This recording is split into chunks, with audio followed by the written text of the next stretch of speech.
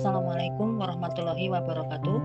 Kami dari kelompok 6 yang beranggotakan 1 Ibu Heni Prastiani NPM 2301010115 dan saya sendiri Ira Wayu Palupi 2301010116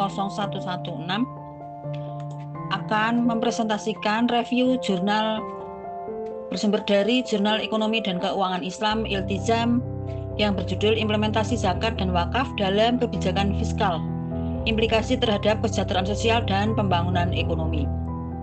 Latar belakang penelitian, artikel ini ditulis oleh Ahmad Fauzan DKK tahun 2025 yang membahas kondisi Indonesia hingga saat ini masih menghadapi berbagai permasalahan kesejahteraan sosial dan pembangunan ekonomi. Pemerintah sebenarnya telah menjalankan berbagai program bantuan dan pemberdayaan masyarakat, namun hasil yang dicapai masih belum maksimal. Yang menarik perhatian penulis adalah masih tingginya angka kemiskinan serta kesenjangan ekonomi di beberapa wilayah. Kondisi ini menunjukkan bahwa kebijakan yang ada belum sepenuhnya mampu menjangkau seluruh lapisan masyarakat.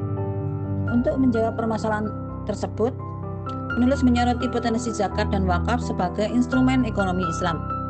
Indonesia sebagai negara dengan mayoritas penduduk Muslim memiliki sumber dana sosial yang sangat besar. Selama ini yang terjadi, zakat dan wakaf lebih sering dipahami sebagai kewajiban ibadah semata. Padahal keduanya juga dapat berperan dalam mendukung kebijakan fiskal negara.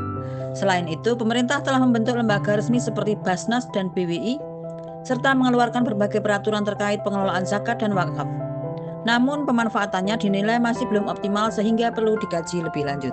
Metode dan hasil riset. Penelitian ini menggunakan pendekatan kajian kepustakaan dengan sumber data yang diambil dari berbagai referensi tertulis. Data penelitian diperoleh dari laporan resmi lembaga seperti Badan Amil Zakat Nasional atau Basnas, Badan Wakaf Indonesia atau BWI, serta dokumen kebijakan dan peraturan perundang-undangan yang berkaitan dengan zakat dan wakaf. Hasil riset menunjukkan bahwa zakat dan wakaf memiliki potensi yang sangat besar dalam mendukung kebijakan fiskal dan peningkatan kesejahteraan sosial. Namun pemanfaatan potensi tersebut masih belum berjalan secara optimal. Yang terlihat dalam temuan penelitian adalah masih terbatasnya integrasi zakat dan wakaf dalam sistem fiskal negara, serta pengelolaan yang belum sepenuhnya profesional dan merata. Oleh karena itu, pentingnya penguatan peran lembaga pengelola agar zakat dan wakaf dapat memberikan kontribusi yang lebih nyata terhadap pembangunan ekonomi dan pengentasan kemiskinan. Implikasi riset. Hasil penelitian menunjukkan bahwa zakat dan wakaf di Indonesia telah memiliki dasar hukum yang kuat.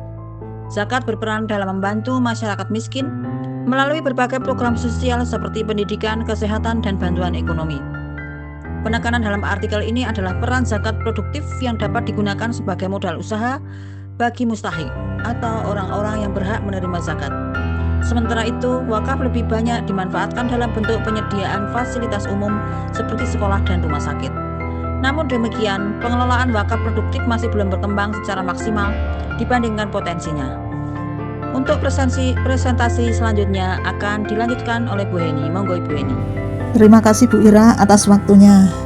Di sini saya akan melanjutkan membacakan slide PPT, yaitu yang keempat tentang kelebihan artikel. Kelebihan artikel ini ada pada topik yang relevan dengan kondisi sosial ekonomi di Indonesia. Penulis mampu mengaitkan konsep zakat dan wakaf dengan kebijakan fiskal secara cukup luas.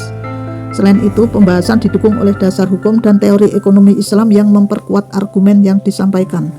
Yaitu juga menjadi nilai tambah adalah penggunaan data dari lembaga resmi seperti Basnas yang memberikan gambaran potensi zakat dan wakaf di Indonesia.